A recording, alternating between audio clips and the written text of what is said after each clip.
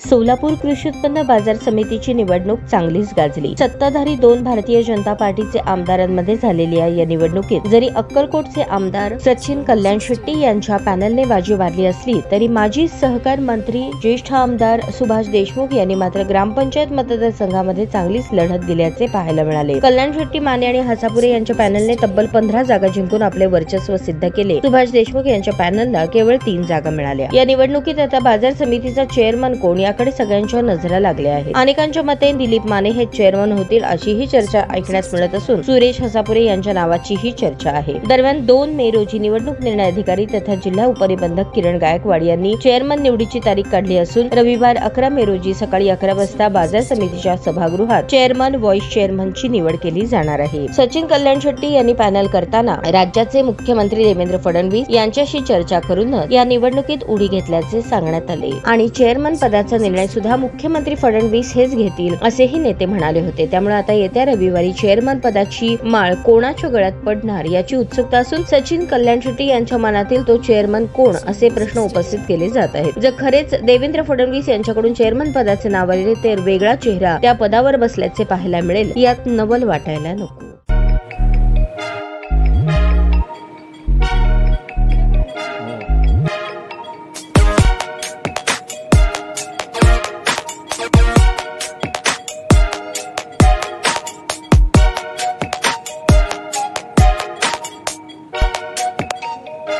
सोलापूर शहरातील सुप्रसिद्ध हॉस्पिटल म्हणजे सेंट्रल मल्टी स्पेशालिटी हॉस्पिटल मागील अनेक वर्षापासून सेवा बजावत आहे। 24 तास इमर्जन्सी सर्व्हिस, मॉडर्न टेक्नॉलॉजी, अनुभवी डॉक्टर्स तसेच अत्याधुनिक तंत्रज्ञान सुविधांनी सुसज्ज स्त्रीरोग, प्रसूती विभाग, ऑर्थोपेडिक विभाग, मेडिकल विभाग आणि इतर एकमेव नाव म्हणजे सेंट्रल मल्टी स्पेशालिटी हॉस्पिटल। पत्ता गणेशपेठ शॉपिंग सेंटर, मंगळवार बाजार, सोलापूर।